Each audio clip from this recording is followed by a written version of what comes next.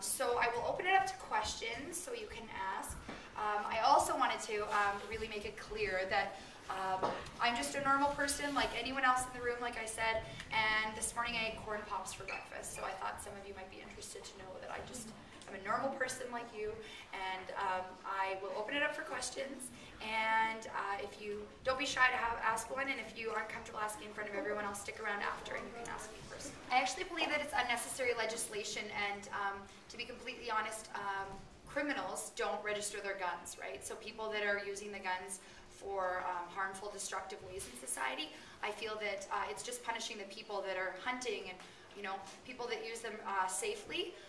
When you purchase a gun legally, there is a bit of like a legal process to it and a formality and registration, so it's just extra paperwork. It's a costly, unnecessary legislation. So thank you for the question. Does that answer your question?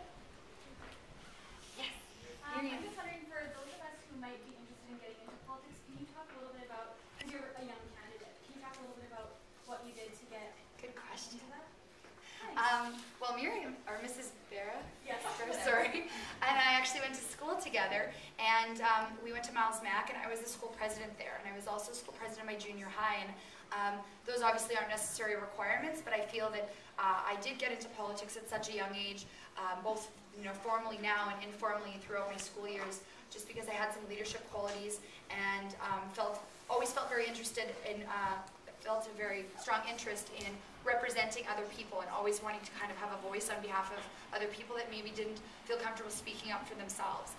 And recently I was approached by the NDP party, and some of the federal recruiters approached me and asked me to run. Just because I do have such an extensive background. I volunteered at a lot of places. I didn't finish my university degree in 3 years like some people, which is absolutely commendable, but I decided to go part-time to school so I could work and volunteer as much as I could in my community. So just getting involved in your community, making sure that you're always trying to be the best person that you can be, and helping others and thinking about people other than yourselves are definitely qualities that will get you noticed in life, whether that is being approached by someone to run politically or not. Those are definitely things to keep in mind. I know politics is dominated by males, and the NDP is making an effort to nominate more females. Can you talk a little bit about that? Yeah, for sure. So I was actually thinking about running, and I was a little caught off guard when I was approached. It's a big undertaking. You can't go to Safeway anymore in your pajamas on a Sunday morning to go pick up a thing of milk or eggs. You're always in the spotlight.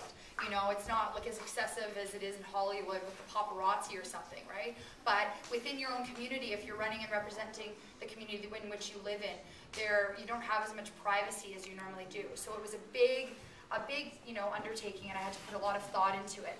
But what really convinced me to run was the fact that I was reading over the literature from the NDP party, and the reason that the fact that they put forward, and they're very proud to have people that are from the gay and lesbian community, women, people that are visible minorities. They're very proud to run candidates like that, and they want you to declare that and be proud of who you are and not feel ashamed. And so very much so, women are not as dominant in the community, or in the political community. But in Manitoba, we have 50% of our elected officials are female at the legislature.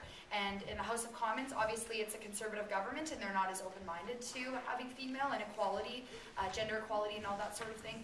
But I definitely am proud to be representing the NDP party because of their firm stance on women and visible minorities, and being proud of who you are as a candidate. And I think that it's very important. There's often in the world of politics that it's referred to as an old boys club, which isn't necessarily politically correct, but there's lots of men that are a bit older, and I think it's very important to have young people, whether you're male or female, and to balance out the age group, and to make sure the representatives are very diversified. And I think it's very important for females to get involved, to set an example for other young women, and to make sure that we know that we can do anything that men can do. So thanks for your question. That's a good question. Did everyone hear that question? Yeah. Okay. So I feel that when someone is elected as your representative, they need to be accountable to each and every one of you and your parents and everyone else in the community, and not necessarily worried about a national or international reputation. So my commitment as proud NDP and a proud NDP candidate would be to start at the grassroots. I lived in North Kildonan and within Kildonan-St. Paul my entire life. I went to elementary school, junior high, and high school within the area, and because of that experience, I was very fortunate to live in a nice quiet bay in a nice quiet neighborhood, but there was also people down at both ends of the main drag near my house that lived in Manitoba housing, weren't as fortunate as myself. But I'm glad that I had that opportunity to see those kinds of things and see the kind of issues that they had to deal with, and so I feel like I'm much more prepared to help represent each and every one of those people, the people that grew up on my street, people that grew up or live on your street, and all that sort of thing. So I definitely want to take a very grassroots approach. I worked in the inner city and drop-in centers for a number of years, just a school gym that's open for a few hours after school every day or on the weekends, just so you folks like yourselves can come and play basketball or draw or just hang out with your friends and sit in the corner of the gym, but you're just safe. You don't have to worry about gangs or anything like that because you have someone there to support you and supervise you and offer you guidance and support if you need it. So I think that that's very important. And sometimes when we live in a nicer area like we do, that we get forgotten and people don't realize that there are those same kind of social issues that exist in the inner city that does have a bad reputation for gangs and for the need for drop-in centers and that sort of thing.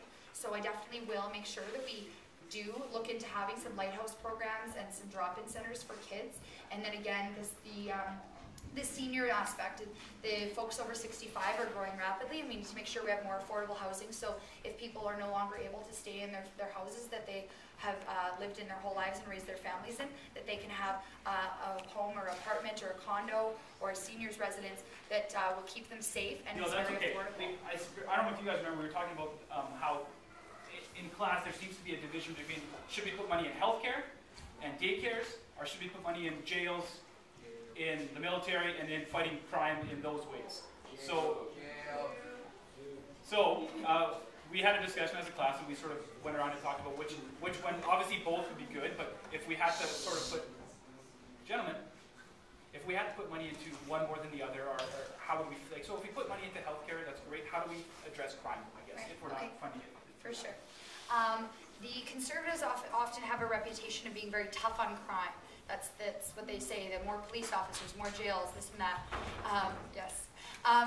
Anyways, the NDP often has a reputation of not being tough on crime, being soft on crime, but that's simply not the case. The NDP are very tough on crime. They have a proposal to lay out more than 2,500 police officers physically on the streets in the next few years, and they're also just smart on crime, like the things I spoke about, drop-in centers, lighthouse programs. Those are the kinds of things, preventative measures that we can have for people like yourselves, because bad people don't become criminals, just people that get lost in the shuffle. You get involved with the wrong crowd, you know, some of your friends might do things that you're not okay with, but then you ended up just following along with them, and the next thing you know that you're in jail or you're involved in the criminal justice system. So I believe that everyone deserves a chance, and we need to give people the tools to prevent crime before it happens. I'm not discrediting the fact that there aren't overcrowding issues that are currently happening in jails, and you know, obviously, accommodating the number of people that are there now are important things to do, but I don't think building more jails is the answer. Putting more police on the street is the answer. We need to have a very balanced approach to all of those things, having a lot of preventative programs and having, tough on crime tactic, right? But we just need to make sure we're balanced about all of that and not oblivious and just saying more police, more jails, all this sort of thing, because that's not going to solve it. We need to make sure we're preventative as well.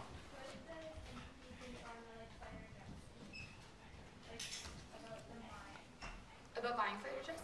Well, the best way, in just like plain terms that I heard the talk about that after those were purchased, is it would be like your mom or your dad or you in a few years going out and buying a brand new expensive car and not coming home and telling your family exactly how much it cost, right? And that's unfortunately what happened with the jets. They're very controversial because that purchase was made in a very closed door, backroom deal, and it wasn't something that all of the people got to vote on, and there was no, public information sessions or anything like that. So I think that was, I wouldn't say a huge waste of money, but I think it was a large investment that should have had more consultation before the All right, purchase. well, let's give Rachelle a very good round of applause for coming in.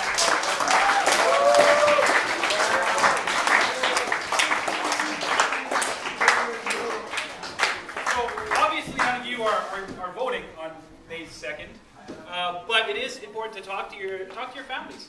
See what their concerns are, see what their interests are, tell them what you've learned, tell them what you've heard from today. Give them a different point of view. Many families just vote the same way all the time. They've never changed their thought. So sometimes it's nice to just present an alternative view.